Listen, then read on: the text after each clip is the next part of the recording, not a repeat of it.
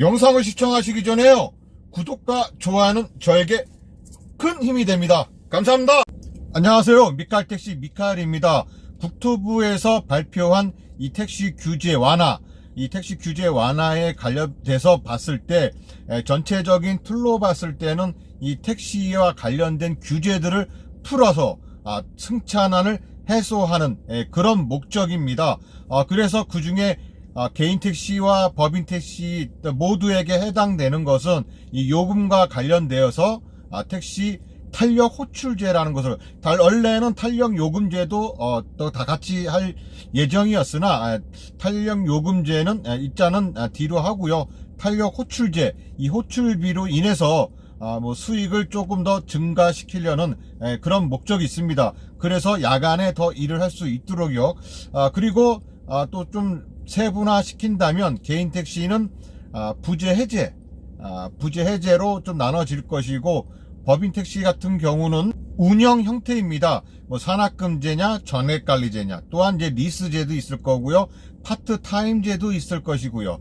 그렇게 해서 법인 택시 기사 수를 좀 늘려서 야간에 일을 할 수 있게 한다는 그런 정책이겠죠.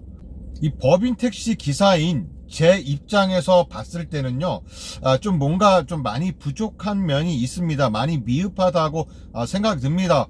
개인 택시 같은 경우는 특히 부재가 없는 지역은 그렇게 크게 상관이 없겠지만, 이 부재 있는 지역, 특히 이 수도권 서울, 인천, 뭐 성남, 수원, 뭐 하여튼 이렇게 부재가 있는 지역들 같은 경우에는 이 부재 해제가 됨으로써 많은 득이 있습니다. 만약에 되면은 정말 득이 있는 것인데, 또한 법인 회사도 법인 택시 기사 수가 많이 모자르니까 기사 수를 영입하려는 그런 정책도 있고, 그런데 우리 기사들에게 실질적으로 몸에 와닿는 것은 뭐 호출비를 준다든가, 이거밖에는 그게 크게 몸에 와 닿지 않습니다. 구독과 좋아요, 알람 설정해주세요. 이 택시 규제 개혁입니다.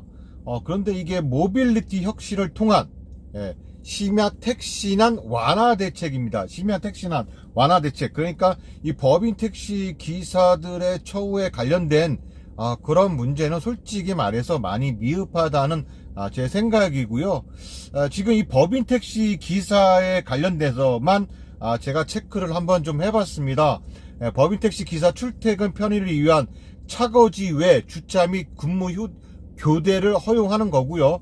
법인 택시 기사 선운행 후 자격 취득, 그러니까 자격증 없이 먼저 3개월 정도를 먼저 일을 할 수 있다는 그런 내용이고, 그 다음에 법인 택시 인력난 완화를 위해 파트타임 근로계약 허용, 법인 택시 리스제, 전액관리제 등 택시 운영 형태의 다양한 검토를 논의를 한다고 하죠. 그래서 제가 봤을 때는 이게 노란색으로 칠한 거, 차고지 교대라든가, 요거는 뭐 굳이 글쎄요, 이렇게 뭐 물론 법으로 금지되어 있던 것을 풀어준다고 하니까, 근데 기존에 다들 이렇게 해왔던 거거든요. 해왔던 것, 불법을 저지르고 있었던 것을 이것을 합법화 시켜 주겠다는 겁니다만은, 그렇게 좀 몸에 와닿지 않고, 또한 회사에서 교대하시는 분들은 더더욱이 이것이 몸에 와닿지 않겠죠. 그리고 이렇게 다 지금 전부 다 다른 내용은 없고요. 지금 법인 택시 기사에 관련된 것은 여기 4가지인데요. 취업 절차 간소화입니다. 법인 택시 기사 지원자에게 범죄 경력 조회 등 필요한 절차만 이행하면 즉시 택시 운전이 가능한 임시 자격을 부여한다 그랬죠. 임시 자격 후 3개월 내에 정식 자격을 취득을 하고, 그러니까는 제가 봤을 때 이거는 일단 회사에서는 기사를 좀 더 빨리 쉽게 영입하려는 그런 목적이 있어서 택시 회사에게는 좀 더 득이 되는 그런 제도이고요. 이것이 2023년입니다.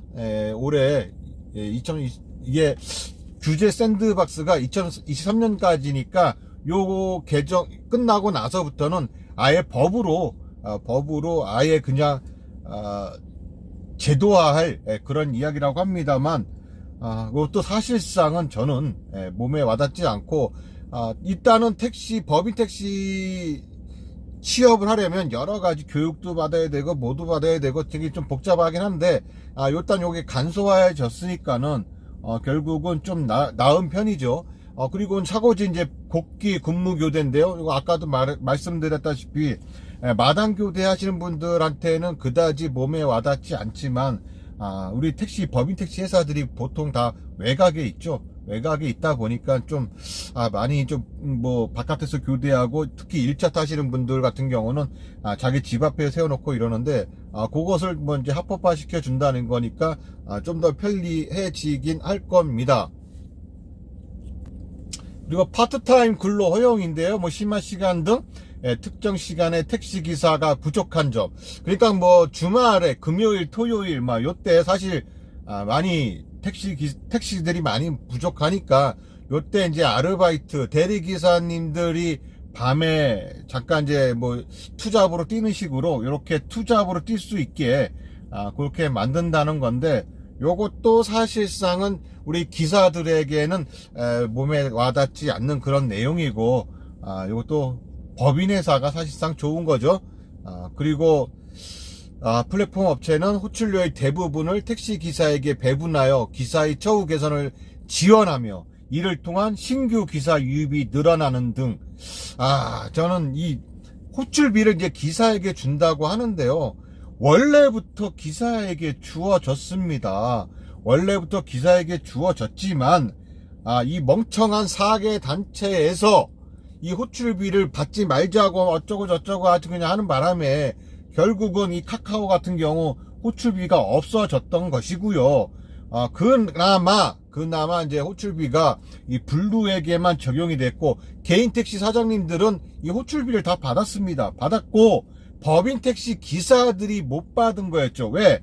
회사에서 먹어버렸거든요. 그런데 이제 그것을, 이제 예전에, 취소 수수료까지도 다, 카카오에서 먹었는데, 그 중에 취소 수수료 1,000원 중에 600원을 기사에게 주는 조건으로 이제 바뀌었죠. 그것을 다시 준다는 겁니다. 그러니까는 이게 가맹택시에게만 해당 사항이 됐던 겁니다. 가맹택시들이 못 받았던 것을 가맹택시 기사들에게 다시 이제 돌려준다는 그런 내용인데, 이걸로 인해서 이 호출비 준다는 것 때문에 신규 기사 유입이 늘어난다? 저는 솔직히 그렇게 몸에 와 닿지 않습니다. 그나마 몸에 와 닿는 거, 우리 법인 택시 기사들, 현재 근무하고 있는 법인 택시 기사들이 좀 그나마 관심 갖게 되는 그런 내용이, 택시 운영 형태 다양합니다. 법인 택시 리스제, 그 다음에 전액관리제, 그리고 산학금제 이런 게 있었겠죠. 요런 것을 이제 협의체 구성을 통해서 논의를 한다고 합니다. 법인 택시 기사의 소득 증대, 일단 제일 중요한 게 우리 법인 택시 기사가 얼마나 많이 버느냐가 가장 중요한 문제니까, 이것을 어떻게, 저는 정말로 전액관리제가 중요한 건지 산학금제가 중요한 건지 이런 문제들을 따져서 이것을 어떻게 좀 다양화시키겠다는 거죠. 저는 그렇게 생각합니다. 전액관리제를 선호하시는 분들도 계실 거고, 또 전액관리제를 선호하지 않고 산학금제를 선호하시는 분들도 계실 거고, 여러 형태의 그런 법인 택시 기사님들이 있을 거라고 생각합니다. 그렇다고 해서 우리는 이 법인 택시가 무조건 다 전액관리제를 시행을 해야 된다, 무조건 산학금제를 시행을 해야 된다라고 저는 생각하지 않습니다. 이렇게 아까 여기서 나왔듯이 좀 다양화됐으면 하는 바람입니다. 그래서 나는 월급제가 좋다라고 하면 월급제를 전액관리제를 시행하고 있는 그런 회사에 가서 취직을 해서 일을 하면 될 것이고요. 그리고 나는 산학금제가 좋다라고 생각하시는 분들은 산학금제를 시행하고 있는 그런 회사에 가서 근무를 하면 된다고 저는 생각을 합니다. 리스제는 어느 회사, 이 회사는 리스제만 하는 회사다, 그런 회사는 있으면 안 된다고 생각을 하고요. 전액관리제든 산학금제든 간에 그 중에서 평가가 좋은 회사들, 뭐 기사들에게 처우 문제도 좋고 이런 성과가 좋은 그런 회사들에 한해서 좀 뭔가 상을 준다는 식으로 해서 그 중에서 10%, 20% 이렇게 리스제를 주는 그런 형태가 되었으면 합니다.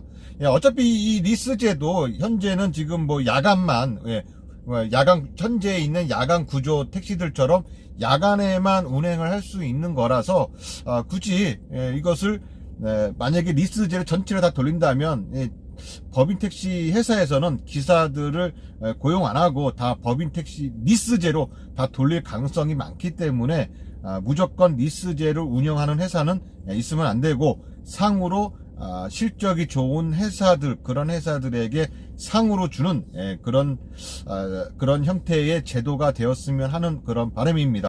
그래서 이 법인택시 기사 처우에 관련된 문제는요, 일단 제가 봤을 때는 산학금제냐 전액관리제냐 이런 운영 형태가 다양하게 이루어졌으면 하는 그런 바람이고요.